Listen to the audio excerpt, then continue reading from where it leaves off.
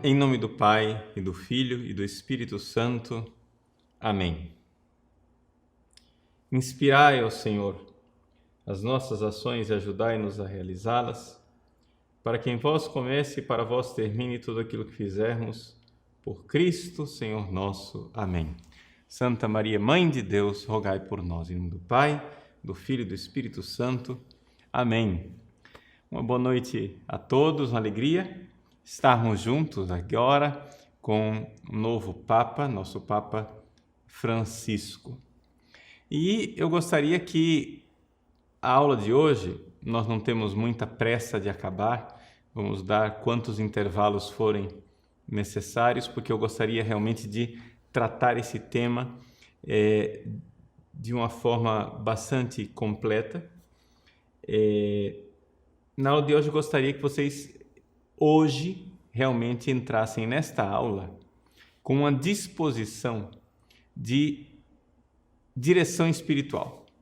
Ou seja, eu sei que tem muita gente que está agitada, gente que aprendeu a amar o Papa Bento XVI e que agora vê uma mudança tão grande de estilo no pontificado do Papa Francisco, especialmente um pouco em algumas coisas de liturgia, e então eu vejo que os ânimos estão um pouco assim, bastante acesos, não é? Então, a primeira coisa, antes de nós falarmos do Papa Francisco, eu gostaria de falar a respeito de Bento XVI, ok? Quero falar especificamente sobre o legado de Bento XVI na liturgia. Por quê?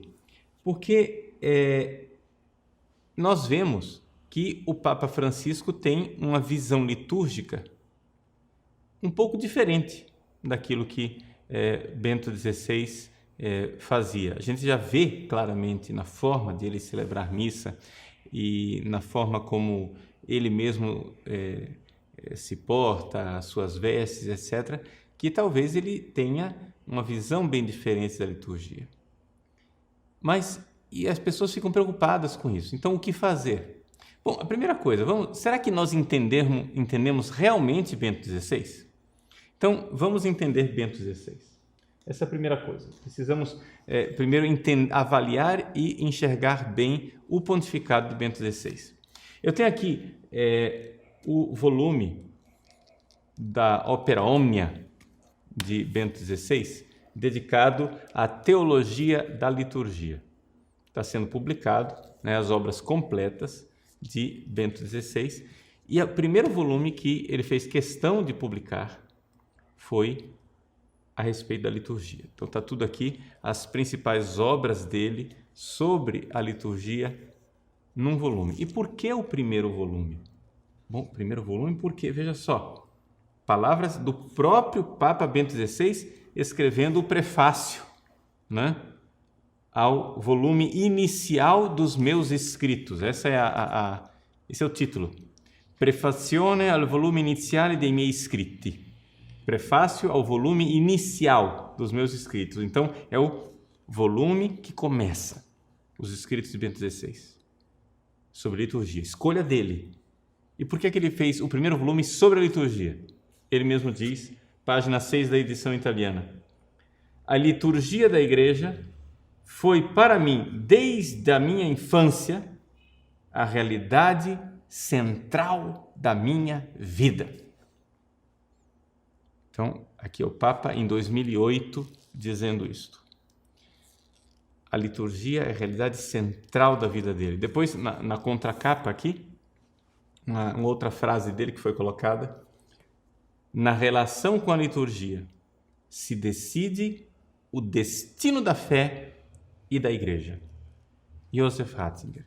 Então, é evidente que a questão litúrgica para Bento XVI era essencial. Ele está dizendo isso aqui, ex professo, está dizendo isso daqui já desde o início. Muito bem.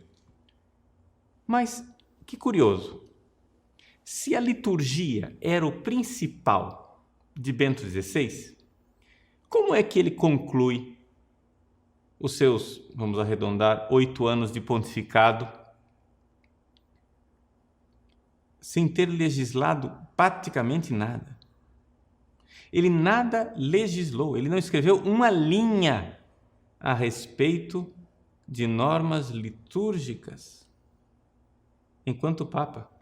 Para não dizer que ele não fez nada, ele fez um motu próprio, não é? Dando uma maior liberdade aos padres que quisessem celebrar a missa de Pio V. Mas nada se fez com relação à missa de Paulo VI, a uma reforma da reforma. Por que isso? Não é curioso?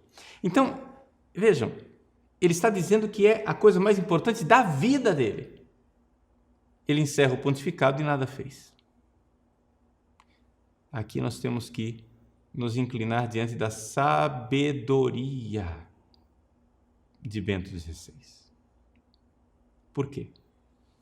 Porque Bento XVI, no seu livro Introdução ao Espírito da Liturgia, que está lá naquele primeiro volume, aliás, Bento XVI diz que este livro aqui é a contribuição central, é a obra mais importante dele de liturgia. Então, está aqui em português, né? Editado pelas edições paulinas de Portugal. Muito bem. Neste volume, no prefácio a esse volume sobre Introdução ao Espírito da Liturgia, o cardeal Josef Ratzinger, que escreveu isso no ano jubilar de 2000, então já faz 13 anos que esse livro está escrito, ele diz assim: caso esse livro consiga ser, a página 6, novamente, caso esse livro consiga ser um novo estímulo para o movimento litúrgico diferente, um movimento para a execução correta da liturgia no seu exterior e interior, então seria cumprida satisfatoriamente a intenção que me urgiu a escrever esse trabalho. Vejam, o que Bento XVI quer e vai continuar acontecendo dentro da igreja é um movimento litúrgico.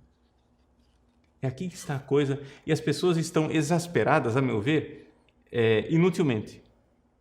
As pessoas estão incomodadas, preocupadas, desesperadas, porque talvez o Papa mude o cerimoniário, talvez o Papa não use mais casula romana, talvez o Papa não celebre mais a missa versus Deum, talvez o Papa... Vejam, o que o Papa Francisco fará,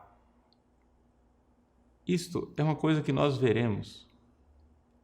E ele o fará na plena liberdade de um Papa, que escolhe o seu cerimoniário, que coloca o seu estilo e a sua forma de celebrar a liturgia. E é exatamente nesta variação, nessa forma diferente de se celebrar a missa do missal de Paulo VI, que está a necessidade de uma reforma da reforma, como ela era desejada por Bento XVI.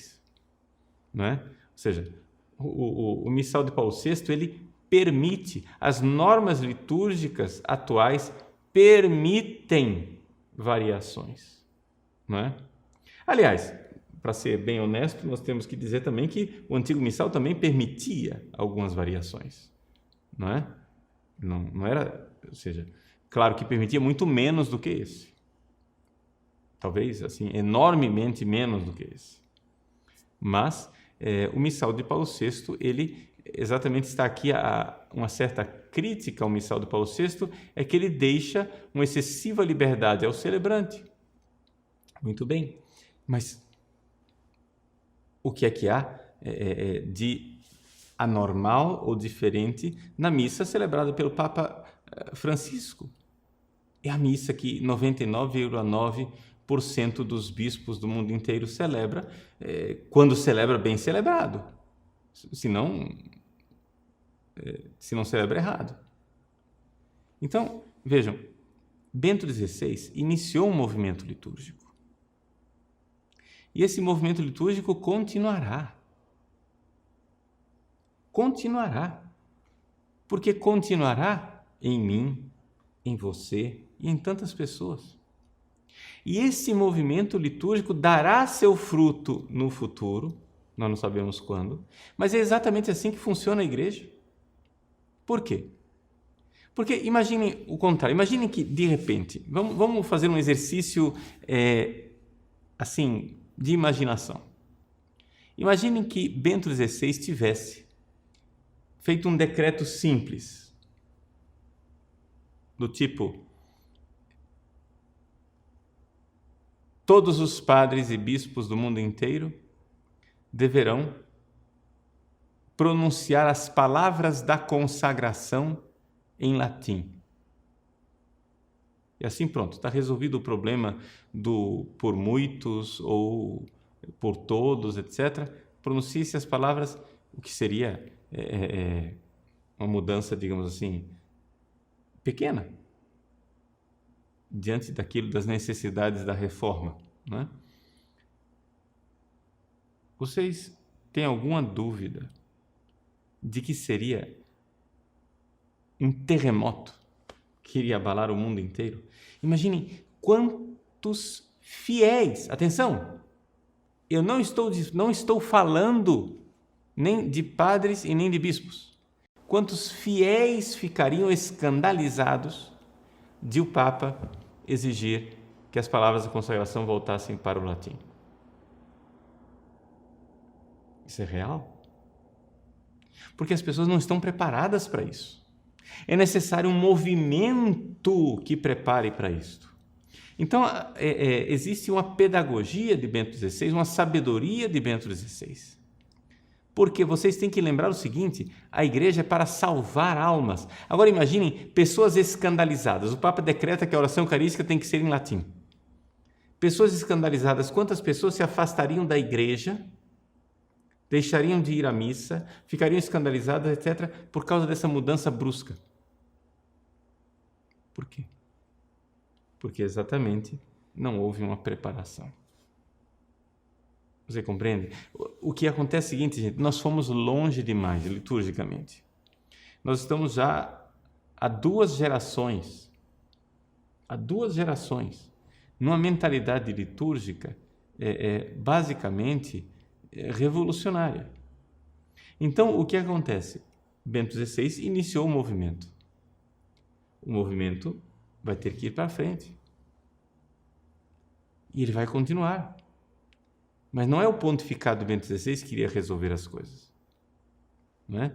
Vamos continuar o nosso movimento. E não devemos nos preocupar com aquilo que é a liberdade do Papa Francisco e aquilo que ele fará. Você vem e pergunta aqui, então encerro essa parte com relação a Bento XVI. Vamos falar agora do Papa Francisco, concretamente. Aí você chega e diz assim: mas espera lá, Padre Paulo, o senhor está sendo muito ingênuo.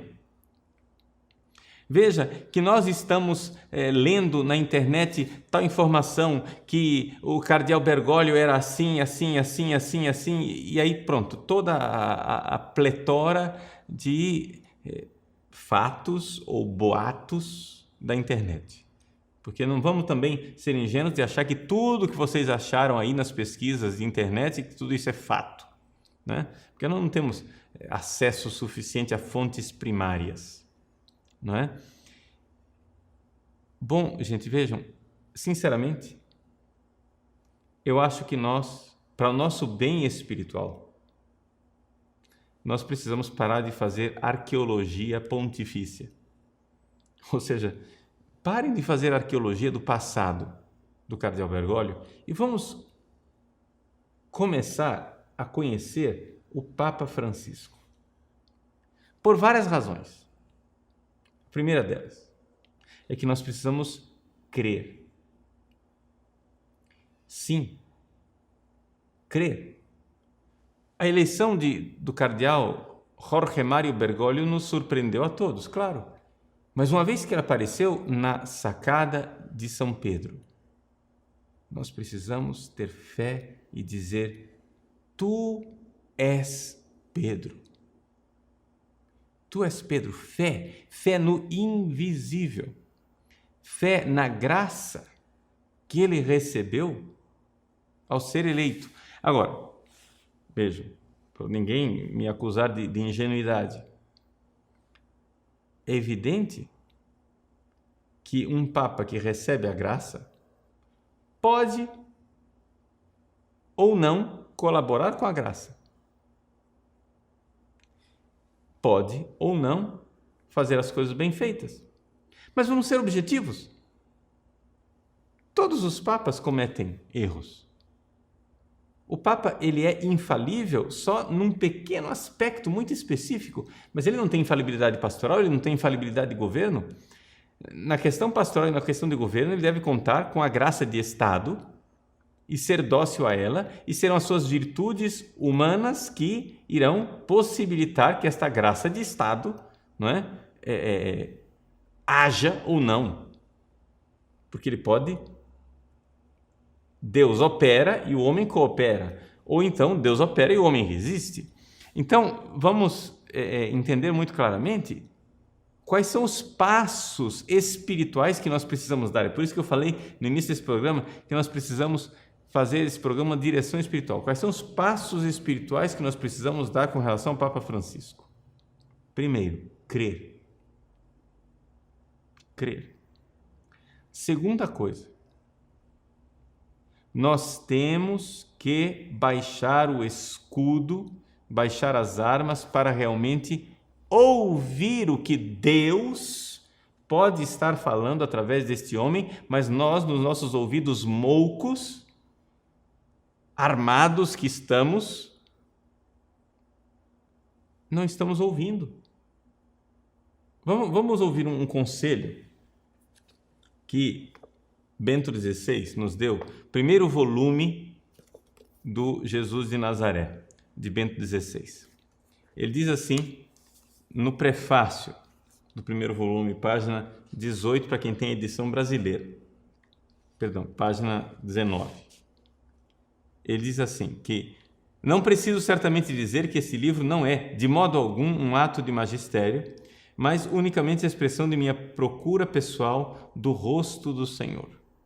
Por isso, diz Bento XVI, atenção aqui o conselho dele, cada um está livre para me contradizer.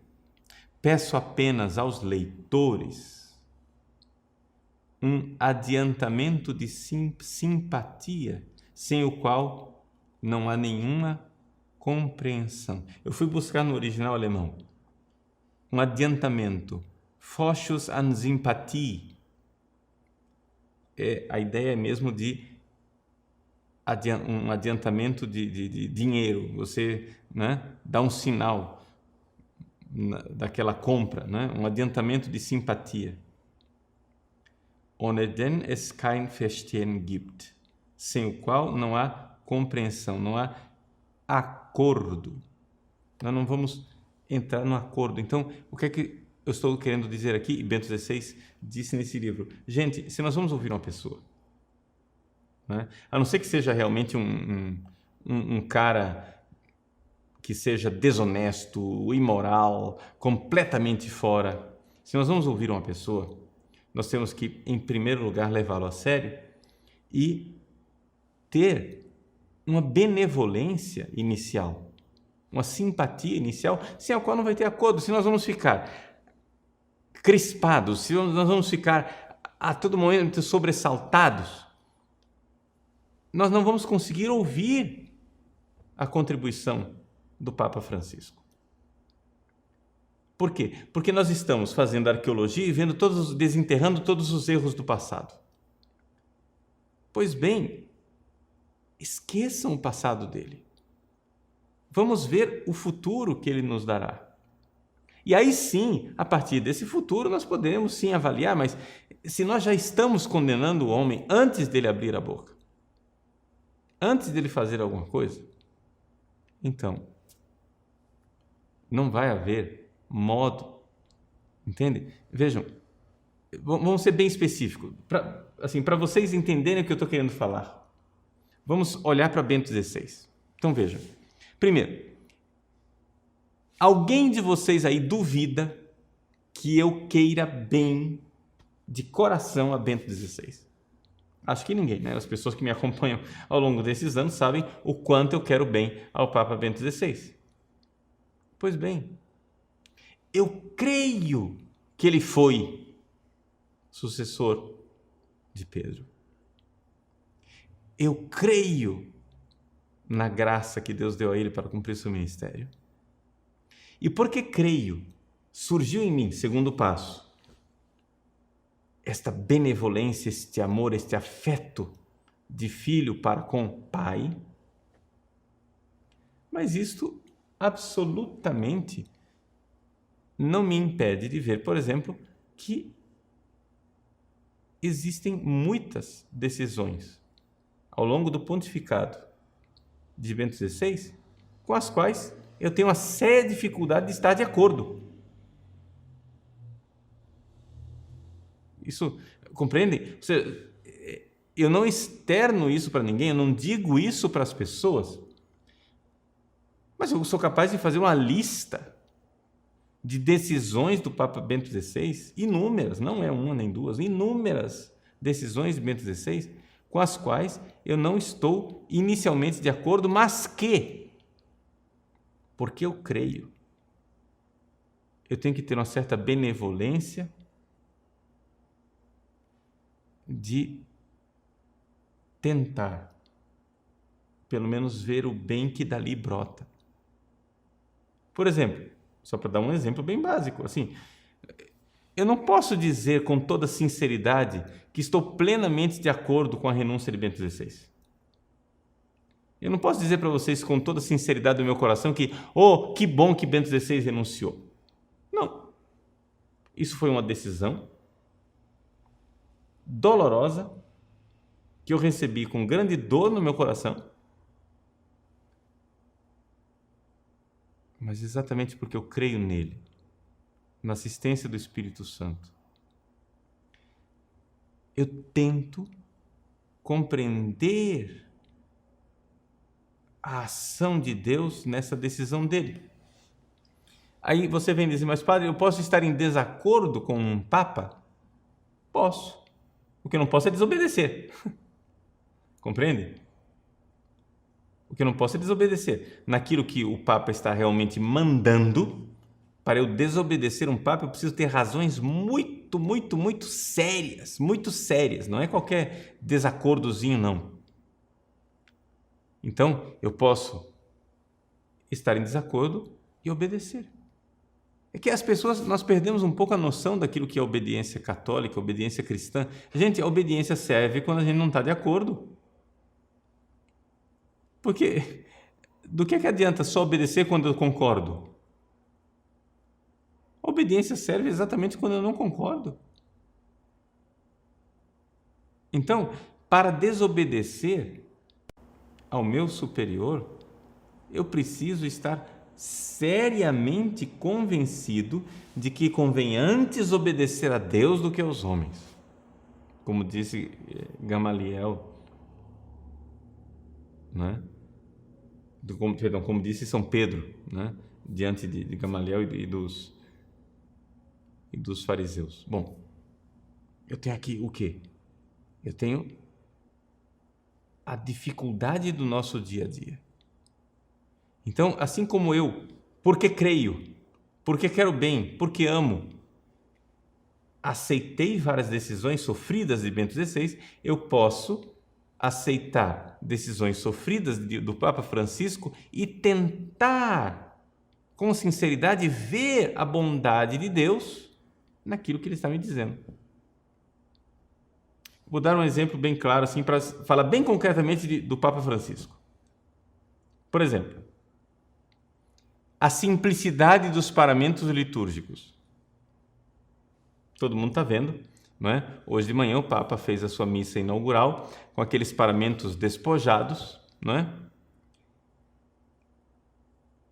Eu estou de acordo que seja assim? Bom, podemos fazer duas considerações, uma pró e uma contra. A favor, vamos primeiro tentar concordar com a decisão do Papa, dos paramentos despojados. Vamos lembrar o seguinte, que nós estamos já há 167 anos sem um Papa religioso. Dos 266 papas da história, somente 34 foram religiosos. O último religioso foi Gregório XVI, que era beneditino camaldulense. Agora nós temos um jesuíta. Desses 34 religiosos, 17 foram beneditinos. Inclusive, o primeiro religioso que foi eleito Papa, São Gregório Magno. Ora, São Gregório Magno, quando foi eleito Papa, ele recebeu muitas críticas. Porque ele, embora fosse Papa, queria continuar o seu estilo de vida monástica. Não é? Depois viu que não era possível, mas ele queria continuar o seu estilo de vida monástica. Então, vejam só, o Papa Francisco, ele é um jesuíta com voto de pobreza. Ele escolheu continuar vivendo a pobreza, porque depois de bispo, um religioso é liberado do seu voto de pobreza, mas ele escolheu premeditadamente continuar vivendo o seu voto de pobreza, continuar vivendo a sua dedicação aos pobres, a sua simplicidade no seu jeito de ser, que eu posso não concordar com a decisão dele, mas eu tenho que respeitá-la e, uma vez que ele é Papa, é minha obrigação filial, com todo o meu coração, tentar ver algo de bom nisso que ele está fazendo. Por exemplo, estou aqui fazendo um exercício de entrar de acordo com o Papa. Por exemplo, Bento XVI fez todo esse movimento litúrgico, que é interessante, bom, bonito, eu faço parte dele. Bento XVI mudou meu modo de pensar. Eu devo muito ao pontificado de Bento XVI. Mas vamos ser sinceros, nem todos os padres que seguem o movimento litúrgico de Bento XVI têm uma vida espiritual e ascética que correspondem àquilo que deveriam estar vivendo. Não é? Ou seja, infelizmente, existem padres que estão no altar com rendas, casulas com brocados preciosos, o incenso perfumado, o canto gregoriano, etc. e tal, e depois tem uma vida espiritual ascética miserável, ou seja, não tem vida de santidade. Não tem vida de santidade. E aquilo lá só corrobora para uma vaidade imensa.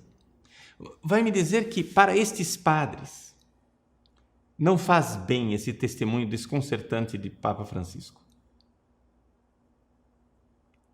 De ver um Papa tomar o ônibus, enquanto tantos padres jovens, a primeira coisa que querem é um carrão. Ver o Papa usar casulas simples, quando tantos padres jovens, a primeira coisa que fazem é um guarda-roupa imenso, cheio de novos paramentos, pessoais, não da igreja, né? Dele. Assim, gente, a liturgia de Bento XVI, o próprio Papa Bento XVI diz isso na introdução ao Espírito da Liturgia. Ele diz que esse movimento deve ter uma execução correta no seu exterior e no seu interior. Será que Papa Francisco não está exatamente nos ajudando a viver esta interioridade? Ao trazer para o público a pobreza da sua vida religiosa. Isso é um lado da moeda. Outro lado da moeda. Por outro lado, eu tendo, como padre diocesano, tendo a discordar dessa atitude dele. Porque o meu modelo, e o modelo com o qual eu cresci, foi o modelo de São João Maria Vianney. São João Maria Vianney tinha uma vida ascética extraordinária, uma batina esfarrapada, uma vida miserável de comedor de batatas, um homem que dormia no chão, que vivia penitências enormes, usava cilício, se flagelava, aplicava disciplina, etc. Esse é o modelo espiritual que eu aprendi. É um homem que cuidava dos órfãos, tinha um engajamento social imenso, porém, quando ia a Paris, ia às melhores lojas de paramentos para comprar os ornamentos mais preciosos para a sua pequena paróquia de Ars. Por quê? Porque trata-se do paradoxo do cristianismo. Não é? Está aí à disposição na internet o livro Ortodoxia, de Chesterton. Tem aí espero que o pessoal coloque o link do download do Ortodoxia de Chesterton, que eu mandei por e-mail. Na página 106 do capítulo Paradoxos do Cristianismo, Chesterton cita o caso de São Thomas Becket. Thomas Becket é um bispo medieval inglês, mártir, né? E ele diz assim: assim também no cristianismo, aparentes acidentes se equilibravam. Becket, vejam só, usava um cilício sob suas vestes de ouro e púrpura. E há muito a dizer em defesa dessa combinação, pois Becket se beneficiava com o cilício, enquanto as pessoas na rua se beneficiavam vendo o ouro e a púrpura. Essa junção, né, as duas coisas, cilício e púrpura. É um pouco essa a mentalidade na qual eu cresci. Só que o próprio Chesterton diz que essa coisa não está necessariamente só numa pessoa. Pode também estar em vários santos. A igreja coloca no mesmo altar um santo vestido de pele de camelo e um santo coroado de rei. São santos, os dois. Assim, a igreja pode ter um papa que nos dê o dom precioso de uma liturgia solene, bela, brilhante, que faça enlevar o nosso coração, que enche o nosso coração. E, ao mesmo tempo, ter um papa que vive a ascese de um religioso da mais dura e da mais severa. Gente, guarde essa frase, nenhum papa é completo. Nenhum papa é completo. Todos têm algo para nos ensinar, porque são nossos pais. Vamos aprender. Nenhum papa é completo. Perdoemos os erros de Bento XVI. Perdoaremos também os erros de Francisco. É assim. Sempre foi assim. Porque nós somos católicos. E o coração católico tem 266 papas e não somente um. Nós estamos reagindo com falta de fé. Eu vejo as pessoas exasperadas na internet, como se isso daqui fosse uma troca de governo. Mas será possível que nós estamos tão obcecados pela democracia, pelo regime democrático, que nós não entendemos mais o que é o papado? Não foi um partido que mudou. Nós não estamos aqui diante do l'ancien régime, o antigo regime e o novo regime. Não é isso. É o papado que continua. Se Bento XVI lutou para que houvesse uma hermenêutica da continuidade no Vaticano II, agora nós temos que lutar para que haja uma hermenêutica da continuidade no papado de Francisco. O Papa Francisco, nós temos que ter uma hermenêutica da continuidade para ler o pontificado dele. Porque o Papa Francisco, se ele é alguma coisa dentro da igreja, ele é enquanto é o sucessor de número 266, e não enquanto é o fundador de uma nova igreja. Então, tudo o que ele disser e o que ele fizer terá sentido nesta grande tradição de 2000 anos da Igreja. Nenhum Papa é completo. Bento XVI não foi completo, como Francisco também não será completo.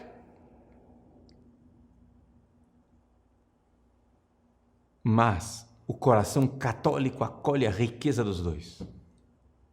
O que eu acho uma pena é que as pessoas estejam já armadas diante do Papa Francisco e não estejam vendo as preciosidades que esse homem está dizendo nas homilias. Ou seja, este homem fala com uma clareza, como se falasse, ele fala de um jeito que até as crianças da primeira comunhão entendem. E isso está cativando o mundo.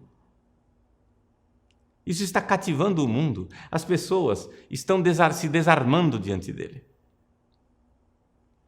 Uma Europa que estava toda armada contra a igreja, agora se desarmou. Ouçam o que ele está dizendo. As verdades que ele está pregando são coisas extraordinárias, extraordinárias.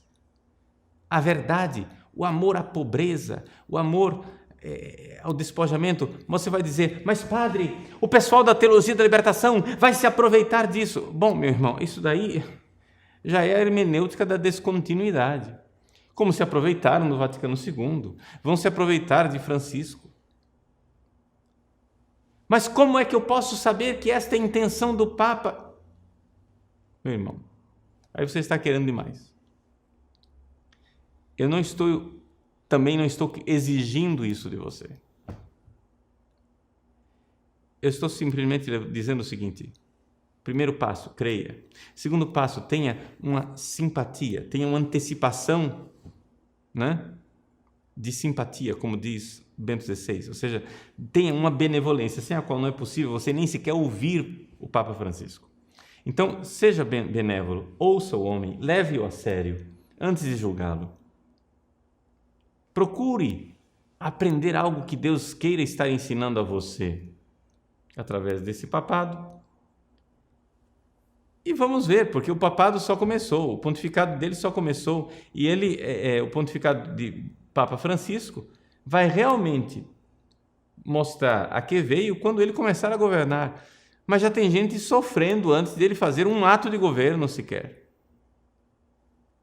Então, como ele até agora não fez atos de governo, eu nada posso dizer a respeito dos atos de governo dele. Ah, mas em Buenos Aires ele fez isto e aquilo. Bom, lá foi em Buenos Aires. Esqueçam Enéas Piccolomini e aceitem o Papa Pio. Não é assim? Esqueçam Jorge Mário Bergoglio e aceitem o Papa Francisco. Vamos ver daqui para frente. Será aquilo que será. Ou você é tão ingênuo que acha que Bento XVI não cometeu nenhuma escolha infeliz durante o seu governo? E, no entanto, nós o amamos, o veneramos. Vamos com calma. Espiritualmente, vamos com calma. Vamos fazer um pequeno intervalo agora. E aí eu estou pronto para ouvir as perguntas de vocês.